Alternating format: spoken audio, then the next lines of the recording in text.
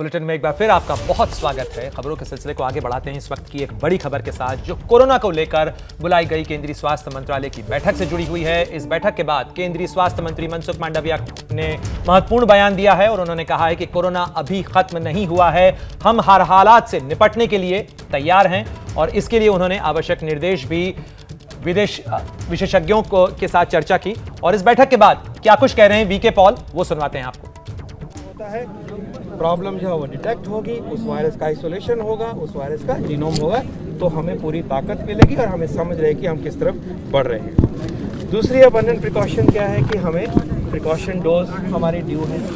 लगभग देश में 18 के ऊपर प्रिकॉशन डोज सबको लगनी चाहिए, लेकिन लगी है सिर्फ 27-28%। तो हम अपील करेंगे कि प्रिकॉशन डोज जिसको नहीं लगी है वो ले लीजिए। ये भारत की पेंडेमिक रिस्पॉन्स का एक पिलर है, पॉलिसी है, वैक्सीन अवेलेबल हैं, तो उसको तरफ जाइए। और पर्टिकुलरली जो हमारे सीनियर सिटीजन्स हैं वो कोई छूट गए हैं प्रिकॉशन डोज से, तो हमेशा की तरह जैसे हम पहले भी अपील करते थे कि उनका हमें ज़्यादा ख्याल रखना है। सीनियर सिटीजन्स क्योंकि वल्नरेबल हैं और बीमारी वाले व्यक्ति वल्नरेबल ज़्यादा होते हैं, तो ये खासकर उनके लिए अपील है कि अगर आपको प्रिकॉशन डोज नहीं लगी तो लीजिए, लेकिन सभी को प्रिकॉशन डोज जो है वो मैंडेटेड है, गाइडेड है और उसको आप लीजिए।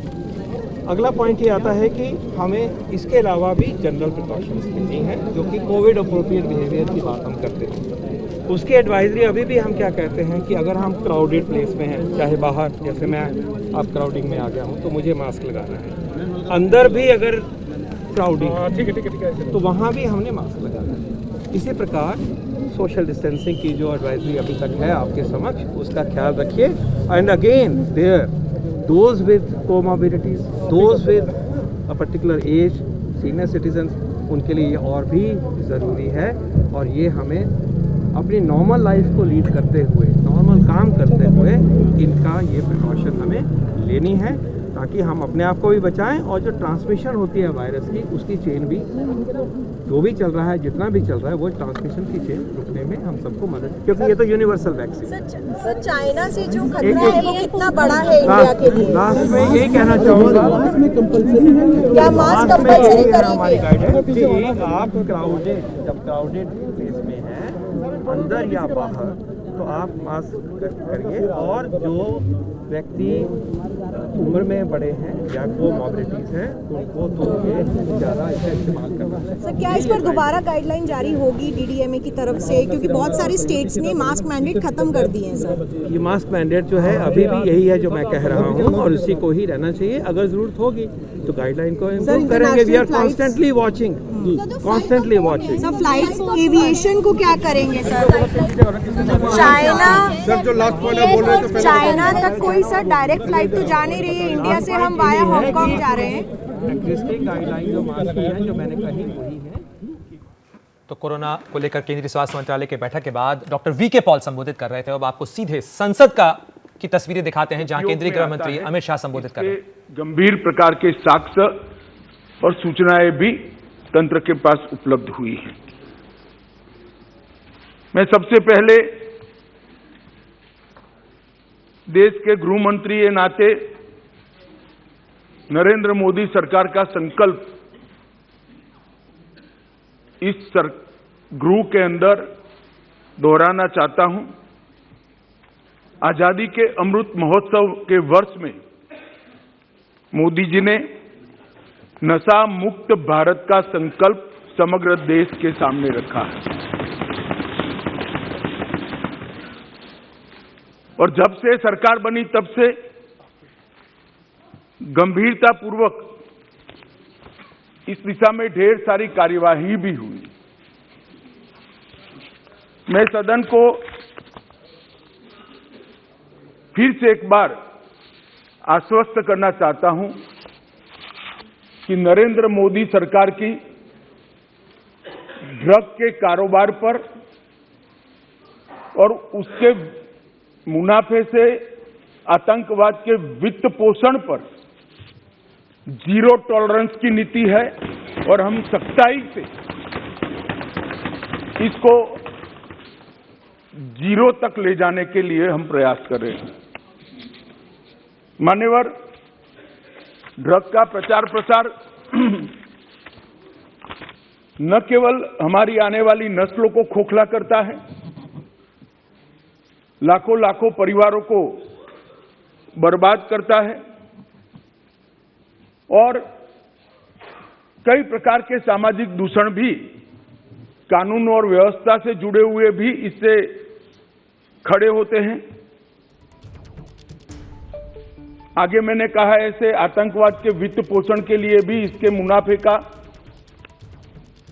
जो देश भारत में आतंकवाद को बढ़ाना चाहते हैं, समर्थन देना चाहते हैं, वो इसका उपयोग करते हैं और देश के अर्थतंत्र के अंदर ये डर्टी मनी की प्रेजेंस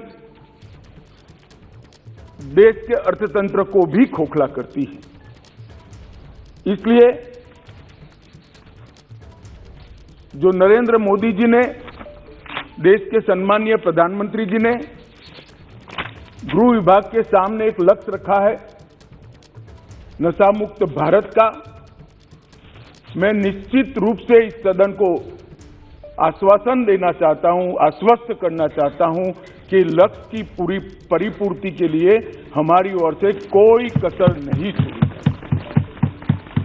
मान्यवर, ये लड़ाई न केंद्र की है, न राज्य की है, न कोई एक विभाग की। केंद्र सरकार और सभी राज्य सरकार और केंद्र शासित प्रदेशों ने मिलकर ये लड़ाई लड़नी पड़ेगी, क्योंकि इसका परिणाम लाना है तो बहुआयामी लड़ाई लड़े बगैर ये परिणाम नहीं आ सकता है। बॉर्डरों को से भी ड्रग की एंट्री को रोकना पड़ेगा। आप सुन रहे थे केंद्रीय गृह मंत्री अमित शाह को, जो संसद में बयान दे रहे थे ड्रग्स और नारकोटिक्स की समस्या के खिलाफ सरकार जीरो टॉलरेंस की पॉलिसी के साथ आगे बढ़ रही है। लेकिन नशे से ही जुड़ी हुई एक और बड़ी खबर का भी रुख करते हैं। शराब कांड पर एबीपी न्यूज की मुहिम का लगातार असर ग्राउंड पर नजर आ रहा है। एबीपी न्यूज लगातार 360 डिग्री कवरेज कर रहा है, यानी जल थल नभ हर जगह एबीपी न्यूज की नजर है। एबीपी न्यूज की खबर का असर यह हुआ कि आज छपरा के तेलपा टापू पर छापा मारने पहुंची प्रशासन की टीम। छापेमारी टीम के साथ ABP news reporter Varun Jain भी मौजूद हैं। आपको सीधे ले चलते हैं और दिखाते हैं वहां की तस्वीरें, किस तरीके से छापेमारी की यह कार्रवाई हो रही है। वरुण से हमारा संपर्क फिलहाल नहीं हो पाया है, लेकिन आपको बता दें कि एबीपी न्यूज ने ऑपरेशन यमराज में जिस तरीके से बताया था, आपको दिखाया था कि कैसे प्रशासन की नाक के नीचे अवैध शराब का धंधा और कारोबार चल रहा है। उसके बाद संसद में भी इस मामले की गूंज सुनाई दी और उसके बाद अब बिहार प्रशासन हरकत में नजर आ रहा है। 3 तस्वीरें आपको बता रहे हैं कि किस तरीके से, और आप स्क्रीन पर देख सकते हैं वरुण जैन नजर आ रहे हैं। वरुण जैन आपको दिखा रहे हैं कि किस तरीके से छपरा के तेलपा टापू पे ये कार्रवाई इस समय चल रही है। छापेमारी की कार्रवाई इस समय फुल स्विंग पे नजर आ रही है। बिहार के कई जिलों के अंदर अलग अलग जगह पे जल थल नभ से निगरानी की जा रही है और अवैध शराब के कारोबार पर नकेल कसने की यह पूरी कवायद है।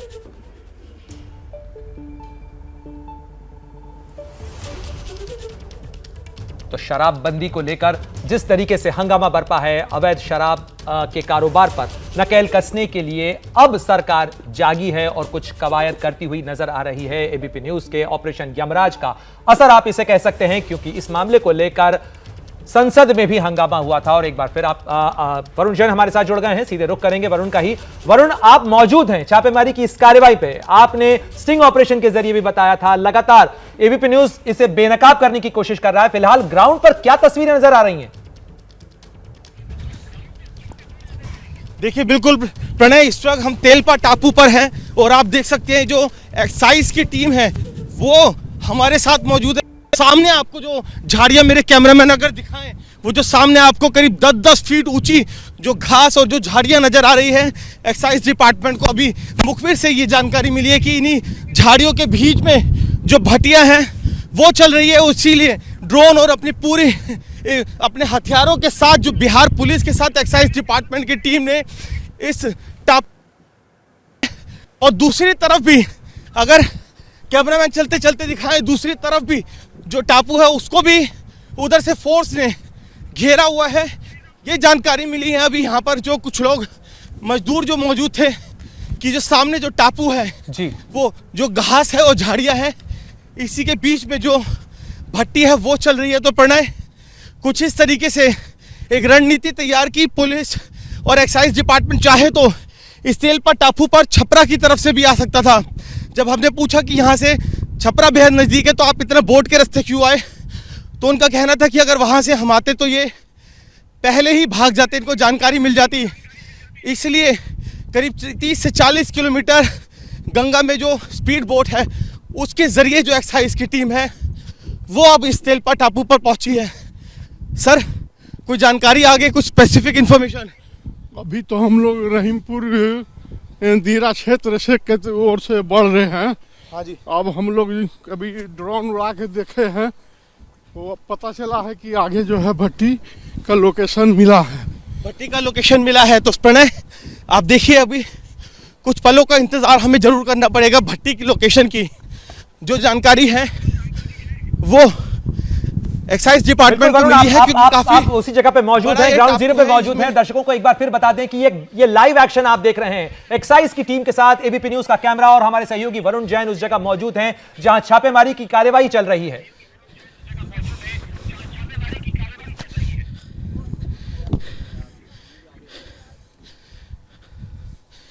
देखिए, बिल्कुल प्रणय, हम लगभग उस लोकेशन के आसपास पहुंच गए हैं। जो जानकारी अभी एक्साइज डिपार्टमेंट को मिली है, अभी दोबारा से एक बार फिर से ड्रोन उड़ाया जाएगा, क्योंकि बहुत करीब 8 से 10 फीट ऊंची। देखिए, मैं अपने कैमरामैन से कहूँगा एक बार दिखाएं।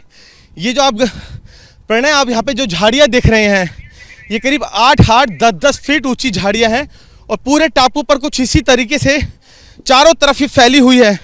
तो आप अंदाजा लगा सकते हैं कि जो माफिया है इन्होंने गंगा का टापू, और टापू भी ऐसा जिसमें बहुत आड़ में बहुत ही चालाकी से ये पूरा अपना जो गोरख धंधा है, ये जो जहरीली शराब है वो यहाँ पर भट्टियों में बनाते हैं। और जब एक्साइज की टीम या पुलिस प्रशासन पहुँचता है तो यहाँ से इन्हीं झाड़ियों में छिप जाते हैं। तो कहीं ना कहीं पुलिस के लिए काफ़ी मुश्किल होता है इन तक पहुँचना और पकड़ना। इसीलिए जब स्पेसिफिक इंफॉर्मेशन मिलती है उसके बाद ही जो छापेमारी है वो की जाती है। और इस बार इस पूरे तेलपा टापू को एक्साइज डिपार्टमेंट ने घेर लिया है। जी, आप बने रहे वरुण हमारे साथ में। दर्शकों को एक बार फिर बता देते हैं कि ये जो तस्वीरें आप देख रहे हैं ये लाइव एक्शन की तस्वीरें हैं जो एबीपी न्यूज के कैमरे में आप देख पा रहे हैं। किस तरीके से प्रशासन की कार्रवाई हो रही है तेलपा टापू पे, और गंगा नदी में स्पीड बोट के जरिए इस टापू के ऊपर टीम पहुंची है। एबीपी न्यूज का कैमरा भी उस जगह पर मौजूद है जहां अवैध शराब की भट्टी यानी एक जहरीले कारोबार पर छापेमारी की यह कार्रवाई चल रही है। ड्रोन उड़ाकर इस समय देखा जा रहा है और मेरे सहयोगी वरुण जैन लगातार इस खबर को भी चेज कर रहे हैं। एबीपी न्यूज का कैमरा लगातार आपको दिखा रहा है। ये लाइव एक्शन आप देख रहे हैं इस समय बिहार के छपरा के करीब तेलपा टापू से। जी वरुण, क्या कुछ और जानकारी?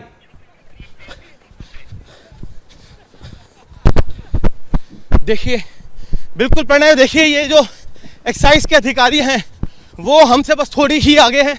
मेरे कैमरामैन इनको दिखाएं, इनको इन्हीं 7 से 8 फीट की ये देखिए ऊंची झाड़ियां हैं। सर यहीं पर है, ऊपर नीचे। सर आइए, सर किस तरफ है? देखिए भाग रही है एक्साइज की टीम, आगे आगे भाग रही है। देखिए, जो एक्साइज की टीम के अधिकारी है उनका कहना है इसी में ही है। सर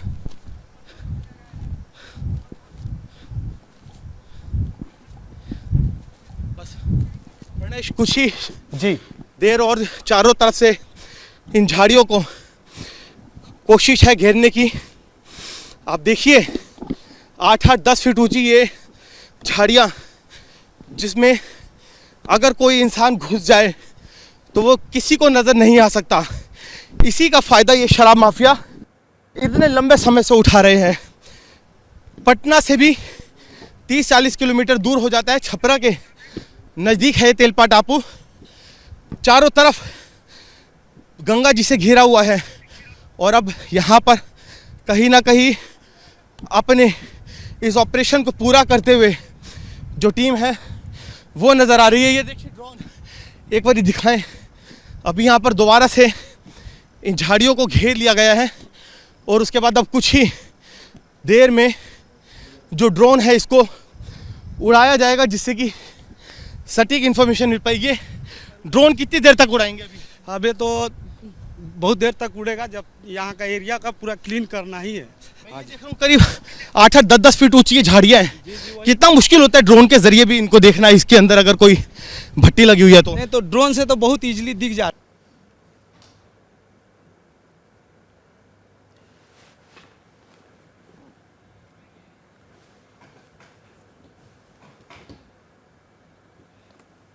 तो एबीपी न्यूज के कैमरे से ये एक्सक्लूसिव तस्वीरें आप देख रहे हैं बिहार के छपरा के करीब तेलपा टापू से, जो कि राजधानी पटना से करीब 40 किलोमीटर के फासले पर है। गंगा के इस टापू में ही खबर मिली है कि यहां पर भी अवैध शराब की भट्टी का जहरीला कारोबार हो रहा है, और इस खबर पर आपको और भी तस्वीरें दिखाएंगे। ये लाइव एक्शन आप एबीपी न्यूज के स्क्रीन पर देख रहे हैं। इससे जुड़ा जो भी अपडेट होगा वो सबसे पहले आप एबीपी न्यूज पर देखेंगे, क्योंकि इस समय कार्रवाई चल रही है। फौरन लौटते हैं, आप बने रहिए हमारे साथ और देखते रहिए एबीपी न्यूज। बुलेटिन में एक बार फिर आपका स्वागत है। कोरोना को लेकर सरकार फिलहाल चिंतित है। चीन में बेकाबू कोरोना को लेकर जहां एक तरफ स्वास्थ्य मंत्रालय ने बैठक बुलाई, तो वहीं बीजेपी के राज्यसभा सांसद अनिल जैन ने भी कहा कि चीन से कोरोना की जो तस्वीरें आ रही हैं वो चिंताजनक हैं। और साथ ही कांग्रेस नेता और पूर्व विदेश राज्य मंत्री शशि थरूर ने भी कहा कि सरकार को जो भी कदम उठाना चाहिए उन्हें तत्काल मुकम्मल किया जाना चाहिए। जरा सुनिए कि तमाम नेता क्या कह रहे हैं कोरोना को लेकर बढ़ती चिंताओं के बीच। हमने देखा था कि विदेशों से आने वाली फ्लाइट्स को स्क्रीनिंग ज़्यादा हो गई थी, टेस्टिंग ज़्यादा हो गई थी, क्या उन्हीं पर फिर से जो कदम उठाने चाहिए? सरकार और इससे संबंधित जो अधिकारी हैं, स्वास्थ्य के अधिकारी हैं, स्वास्थ्य मंत्रालय है, इस पर बिल्कुल सजग है, और जो आवश्यक कार्रवाई करनी होगी, जो आवश्यक रोकथाम के लिए जरूरी होगा वो सब किया जाएगा, क्योंकि ये एक सेंसिटिव इशू है।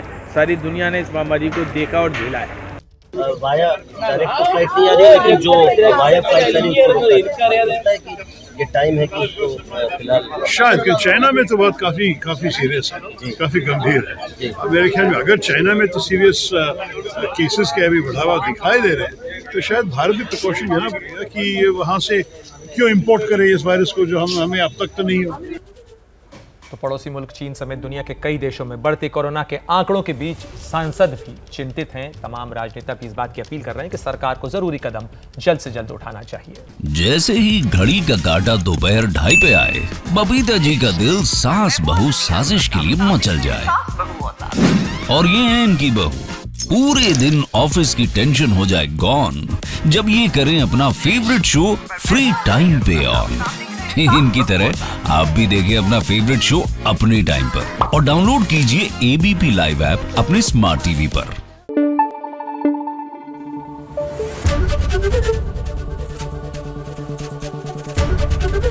एबीपी न्यूज आपको रखे आगे।